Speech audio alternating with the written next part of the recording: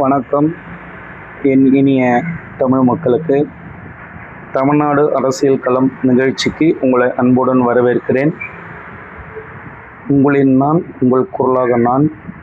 இந்த நிகழ்ச்சியை தொடர்ந்து பாருங்கள், சப்ஸ்கிரைப் பண்ணிங்க, லைக் பண்ணுங்கள், ஷேர் பண்ணுங்கள். அந்த பெல் பட்டனையும் நீங்கள் அமைக்கி எனக்கு ஆதரவு தாங்க. இது ஏதோ பணம் சம்பாதிப்பதற்கான உண்டாக்கப்பட்ட தமிழ்நாடு அரசியல் களம் நிகழ்ச்சி அல்ல, சேனலும் இல்லை. மக்கள் படும் வேதனையை அன்றாடம் அந்த வேதனையை வெளிச்சத்துக்கு கொண்டு வரவும், உண்மையை உண்மையாகவும் பொய் என்றும் சொல்வதற்காக தான் நாங்கள் பதிவு போட்டுன்னு வந்தோம். நிறைய பேர் எங்களுக்கு ஆதரவு தந்தீங்க. அந்த ஆதரவுக்கெல்லாம் உங்களுக்கு எப்படி சொல்லி புரிய வைக்கிறதுன்னு தெரியல. ஆனால் இவ்வளோ சீக்கிரம் நீங்கள் இவ்வளோ பேர் எனக்கு ஆதரவு தருவீங்க. அதுவும் நிறைய பேர் பார்த்தீங்கன்னா என்னை ஆதரித்து நான் பேசக்கூடியதை நடைமுறை வாழ்க்கையில் இருக்குன்னு நினச்சி எனக்கு நிறைய சப்போர்ட் பண்ணுறீங்க பாருங்கள். அதனாலே உங்களுக்கு 1000 கோடி நமஸ்காரங்க. நமஸ்காரம்னு சொன்னால் சான்ஸ்கிரிட் ஆகிடும். அன்பு உள்ளங்களுக்கு அன்பு முதல்கண் வணக்கங்க. சரி, விஷயத்துக்கு வரேன். திருச்சியில் முதல்வராக இருக்கிறவர் இல்லை, திருச்சியில் முதல்வராக இருக்கிற மரியாதைக்குரிய திரு சி. ஜோசப் விஜய் அவர்கள் திருச்சியில் என்ன பேசணும், எப்படி பேசணும், எப்படி நன்றி அறிக்கை கூட்டணும் கூட தெரியாத ஒரு பேப்பரை இப்படி கையில் வச்சுக்கின்னு டைலாக் பேசுகிறாருங்க. யார் தெரியுங்களா? ஒரு சிஎம், ஒரு தமிழ்நாட்டுக்கு ஒரு முதல்வர் இப்படி பேசுகிறாரு. சரி விடுங்க, பேசிட்டாரு. அப்படி என்ன பேசினாரு? ஆக்கப்பூர்வமாக பேசினாரா, இல்லை மக்களுக்கு நான் இதை செய்ய போகிறேன்னு பேசினாரா, இல்லை நான் இதை செஞ்சிட்டேன்னு சொல்ல வர்றாரா அப்படின்னு பார்த்தா ஒட்ட பூஜ்யம். இந்த புதுசாக ஸ்கூலுக்கு போகிற பிள்ளைங்க என்ன பண்ணுவாங்க, ஸ்கூலில் போய் கணக்கு எவ்வளோ பாடுங்க, அப்போ பெரிய முட்டை போட்டிருக்குறாங்கப்பா, எவ்வளோ மார்க்குப்பா அது அப்படின்னு சொல்லி சின்ன பிள்ளை கேட்பாங்க. அந்த மாதிரி அவர் வட்ட பூஜ்யத்தை பண்ணி வச்சிருக்கிறாரு. தேர்தல் நாள் ஏப்ரல் 23, ரிசல்ட் நாள் மே 4. அவர் பதவி ஏற்றது இடப்பட்ட காலத்தில் அரசியல் அறிவற்ற அனுபவமற்றவர்னு எப்படி நம்ம அவரை விமர்சனம் பண்ணுறோம்னா, 4 ட்ரிப்பு மரியாதைக்குரிய அல்கர் ஐயா கிட்ட போயிட்டு வராருங்க. இதே அவர் சொன்ன வார்த்தையின்படி ஏடிஎம்கேவோ டிஎம்கேவோ அல்லது விசிக அவர்களோ அல்லது கம்யூனிஸ்டுகளோ அல்லது காங்கிரஸோ இதர கட்சிகள் அவர்கள் இப்படி இருந்தால் அவர்கள் நேரே போய், கவனமாக கலங்க, நேராக போய் அல்கரையா என்கிட்ட மெஜாரிட்டி இருக்குது, நான் ஆட்சி அமைக்கணும், ஃப்ளோர் டெஸ்ட் நான் பார்த்துக்கிறேன்னாரு. இதை பற்றி நிறைய பதிவு போட்டோம். இருந்தாலும் நான் ஞாபகப்படுத்துகிறேன் மக்களுக்கு. ஏன்னா நம்ம தமிழ் மக்களுக்கு என்ன தெரியுமா ஒரு பழக்கம் இருக்குங்க, நிறைய விஷயம் மறந்துடுறாங்க. மறக்கிறதுனாலேயே என்னவோ தெரியல, இந்த அரசியல்வாதிங்க நம்மளை போட்டு மிதின்னு மிதித்து நம்ம சாணியும் ரத்தத்தையும் சேர்ந்து குடிக்கிறாங்க. சொல்ல வர்றது புரியுதுங்களா? நான் அப்படி மறந்துடுறீங்க, அதுக்காக தான் இந்த பதிவு. இவர் அப்படி சொல்லலைங்க, சொல்லாத போயிட்டு வந்தார். உடனே ஆளுநர் ஐயா என்ன சொன்னாங்க, நீங்கள் போய் 118 சீட்டு அதாவது எம்எல்ஏ இருக்கிறாங்கன்னு லெட்டர் எடுத்துன்னு வாங்கினார். இந்த லெட்டர் எடுத்துன்னு போகிறதுல நல்லா கேளுங்க, ஜெயிச்ச எம்எல்ஏங்க கூட போகணுங்க. எப்படி? ஜெயிச்ச எம்எல்ஏ அதிகாரிகள் போகணும். சரியா? இவர் யார் கூப்பிட்டு போகிறாரு தெரியுங்களா? ஜெகன்மோகன் ரெட்டியோடைய சொந்தக்காரர் ரெட்டின்னு ஒருத்தரை கூப்பிட்டு போகிறாருங்க. உண்மை, நீங்கள் போனால் வீடியோவை போய் பாருங்கள், சத்தியம். அப்புறம் கேவி ப்ரொடக்ஷன் சொல்லிட்டு ஜனநாயகம் ப்ரொடியூசரை கூப்பிட்டு போகிறாருங்க, அவருடைய ஃப்ரெண்டை கூப்பிட்டு போகிறாருங்க. என்னங்க இதெல்லாம்? ஆளுநரை யார் கூப்பிட்டு போகணும்? ஆளுநர்கிட்ட என்ன போகணும்?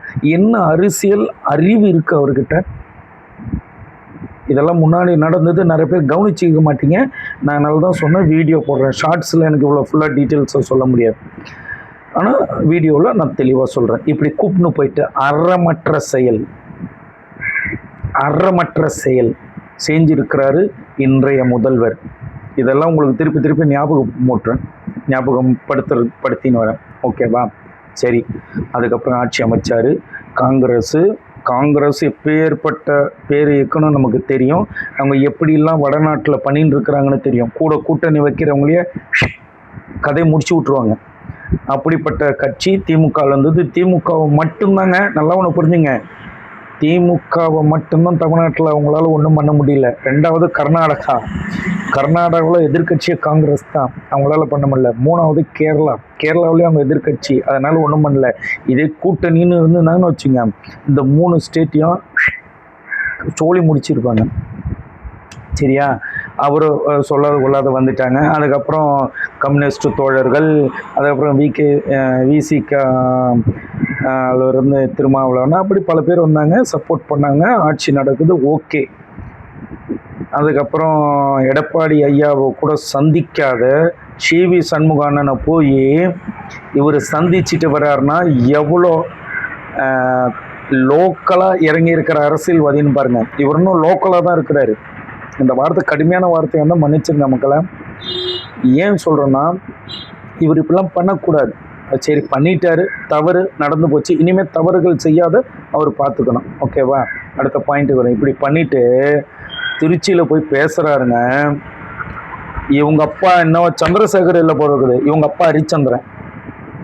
இவங்க அப்பா பேர் ஹரிச்சந்திரன். இவர் பேசுகிறாருங்க, அந்த வழியை பூட்டிட்டீங்க, இந்த வழியை பூட்டிட்டீங்க, இந்த வழி லாக் பண்ணிட்டீங்க, அந்த வழி லாக் பண்ணிட்டீங்க, நீங்கள் அப்படி பண்ணி வச்சிட்டீங்க, சாராயம் கொடுத்து தமிழ்நாட்டை கொண்டு வச்சிட்டீங்க. ஏங்க, சாராயத்தை தமிழ்நாட்டில் கொண்டு வருதுன்னு யாருன்னு தெரியாத அடிப்படை அறிவில்லாதவர்கள் பேசக்கூடிய பேச்சா தமிழக முதல்வர் பேசும்போது ரொம்ப வேதனையாக இருக்குது.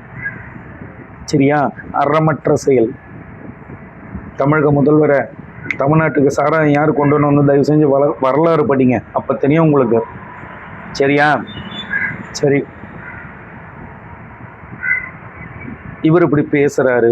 அதெல்லாம் நான் பண்ண வேணாவோ, எனக்கு டைம் வேணாவா? எப்போ டைம் வேணும்? சட்டம் ஒழுங்கு பாதுகாக்கிறது இவர் கையில் இருக்குங்க. இவர் எதுக்குங்க? வருமானத்தை தான் லாக் பண்ணிட்டாங்க திமுக. இவர் சட்டம் ஒழுங்கு பாதுகாக்கிறதுக்கு கூடுவாங்க திமுக கையில் அடைச்சி வச்சுட்டு இருக்குது. என்னங்க பேச்சு பேசுகிறாரு? நான் இதுதான் ஃபஸ்ட்டு நான் சொன்னேன். அவர் வந்து வண்டியிலேருந்து என்ன பண்ணிட்டாரு, கேரவனில் தூங்குற மாதிரி தூங்கினே வந்துட்டு மீட்டிங் அட்டன் பண்ணிட்டு இருக்கிறாரு. அவர் இன்னும் அந்த எலெக்ஷன் முன்னாடி இருந்த மூட்லேயே இருக்கிறாரு, இன்னும் அந்த நினைப்பிலே இருக்கிறாரு, எலெக்ஷன் நடக்குது அப்படின்னு. அதனால தான் பழைய பேப்பர் டைலாக்லாம் எடுத்துன்னு வந்துட்டார். தப்பாக பேசுகிறாரு, தப்பாக விட்டுருங்க. இதில் பெரிய விஷயம் என்ன தெரியுமா? நான் ஷார்ட்ஸ் கூட போட்டிருக்கேன், தயவு செஞ்சு பாருங்கள். பெண்களை கொச்சைப்படுத்தும் விதமாக முதல்வர் பேசியிருக்கிறார். சினிமா கவர்ச்சின்னாங்க, நான் என்ன அப்படின்னு முழுங்குறாரு. இப்போ சினிமா கவர்ச்சினா பெண்கள் மட்டும்தானா? என் தமிழ் இனத்தை, என் சகோதரிகளை சொல்வதற்கு தமிழ்நாட்டின் முதல்வர் அவர்களே, உங்களுக்கு முழு உரிமை யார் தந்தது? அந்த கவர்ச்சி நடிகைங்களோடலாம் நீங்கள் நடிக்கவே இல்லையா? நீங்கள் என்ன சொல்ல வரீங்க? என் சகோதரிகள்னு அவ்வளோ கீழ்த்தரமாக இருக்கிறாங்களா? முதல்வர் அவர்களே, நீங்கள் பேசக்கூடிய வார்த்தை அநாகரிகமான செயல். இனி அடுத்த மேடையில் பேசாதீங்க. பகிரங்கமாக இது வீடியோவாக நான் சொல்கிறேன் உங்களுக்கு. தமிழ்நாடு மக்களை லேஸ்பட்டவங்க நினைக்காதீங்க. நீங்களே சொல்லியிருக்கிறீங்க தமிழ்நாடு மக்கள் லேஸ்பட்டவங்க இல்லைன்னு. இன்னைக்கு சினிமா போதையில் இருக்கலாம், அந்த போதை தெளிஞ்சு வந்த பிறகு 5 வருஷத்தில் அவங்க முழிச்சாங்கன்னு வச்சுங்க, உங்கள் கதை அதோ கதி. நீங்கள் அரசியலே பண்ண முடியாது. சரியா? அதனால் இனிமேல் மீட்டிங் போடும்போது அளவாக நாகரீகமாக மக்களுக்கு என்ன செய்ய போகிறேன், என்னென்ன செய்யணும், இன்னும் உள்ள திட்டத்தை, அறிக்கையை படிங்க. ஓகேவா? இது இல்லாத சும்மா தேவையில்லாத இந்த சினிமா டைலாக்லாம் தயவு செஞ்சு பேசாதீங்க. நிறுத்திட்டு உங்களுடைய செயல் சொல்லாதீங்க, செய்யுங்க. செய்தால் அன்போடு நான் உங்களை வரவேற்கிறேன். மீண்டும் சந்திப்போம். உங்களின் ஒருவன் உங்கள் குரலாக நான். தமிழ்நாடு களம். நன்றி, வணக்கம்.